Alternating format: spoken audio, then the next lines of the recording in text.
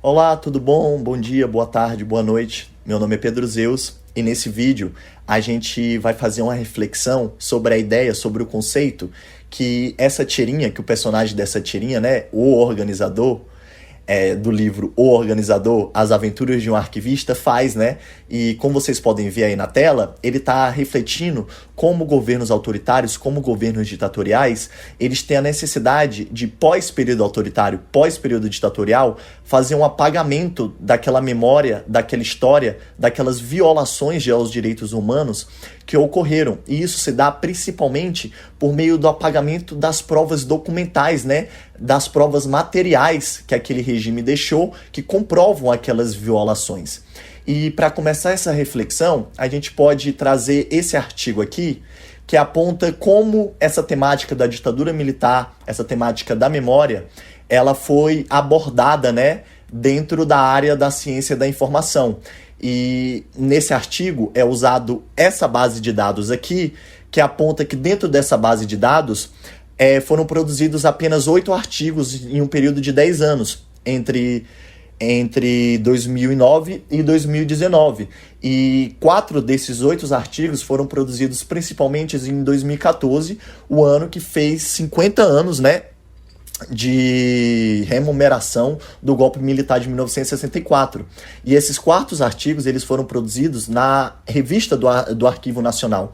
E não por coincidência, porque já fazendo o link com o próximo artigo que a gente vai citar, o Arquivo Nacional ele é um dos principais locais que abriga, né, os documentos, os acervos dos órgãos repressivos que atuaram durante a ditadura militar, como, por exemplo, o Sistema Nacional de Informação, ou como, por exemplo, o acervo do Exército, o acervo da Marinha e o acervo da Aeronáutica. Só que esses acervos, muitas vezes, e na maioria das vezes, eles não estão completos, porque, como nesse mesmo artigo é apontado, esses órgãos militares e as forças armadas de forma geral nunca tiveram vontade política e nem institucional de oferecerem esses documentos, esses acervos para as mãos da sociedade civil, para a mão da justiça, né?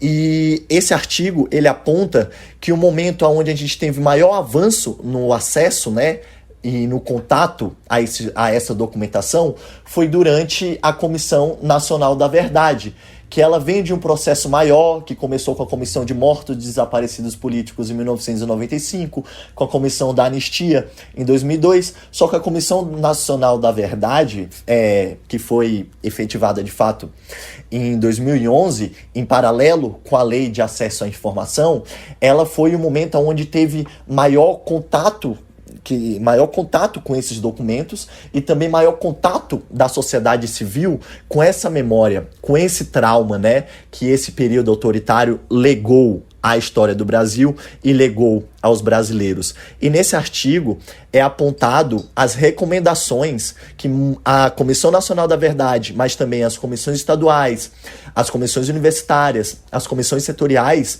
fizeram como forma de melhorar a gestão documental e de melhorar o acesso aos documentos e a organização desses documentos. Como, por exemplo, a Comissão do Amapá, ela apontou que havia necessidade de construir um arquivo amapaense, né? Que não existia um arquivo do estado do Amapá naquele momento. Então, nesse contexto de você fazer a rememoração, né? De você fazer uma justiça de transição, de você trazer a verdade à tona, essas limitações materiais também prejudicavam a efetiva realização desse direito à memória e desse direito à verdade. Um outro exemplo é o exemplo da Câmara Municipal de São Paulo, que também fez uma comissão em paralelo, e porque existiu a Comissão Nacional da Verdade, essa comissão da Câmara Municipal de São Paulo, ela chamou um ex-ministro da Defesa, Nelson Jobim, que atuou durante a ditadura militar e que destruiu vários documentos em determinado momento. Então, essa comissão, ela deixou como recomendação, né, que fosse chamado esse ministro. Como dentro dessas comissões foram chamadas diferentes militares, diferentes militantes políticos que foram perseguidos e que foram muitas vezes torturados também, mas você vê que essas recomendações, elas podiam ir tanto por um cunho operacional, como a construção do arquivo, tanto com um cunho de continuação dos trabalhos, né? De continuação da produção documental.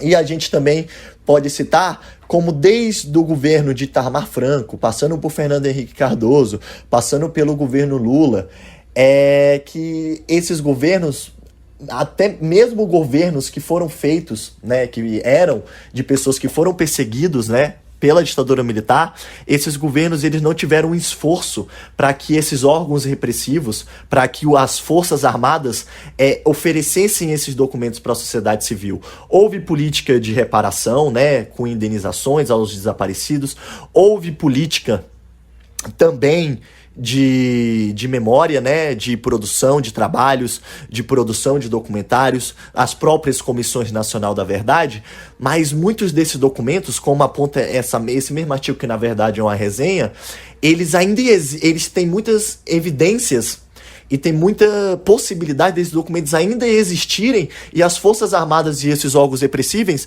apenas não terem a vontade política de entregar esses documentos para o poder público, para que seja feito, de fato, uma real divulgação, né? E um real trabalho de organização em contato tanto com a sociedade civil quanto com o Estado Democrático de Direito, que foi promulgado a partir de 1988 com a Constituição Federal.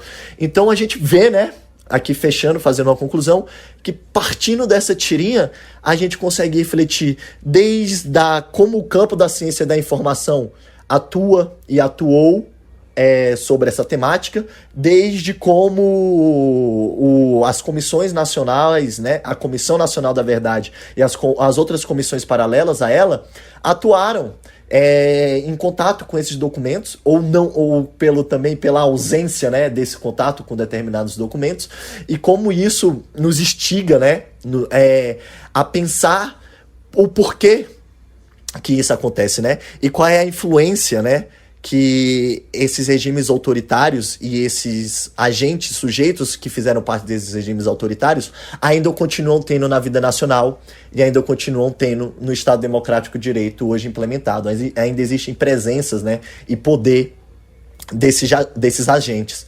Então é isso. Eu concluo aqui essa minha pequena e sintética exposição sobre memória, sobre ditadura militar, sobre arquivos, né, sobre ações que podem ser feitas, e tá aqui no Drive todas as fontes que foram usadas. Peço para você deixar o like, se inscrever no canal, e é isso aí. Muito obrigado. Valeu!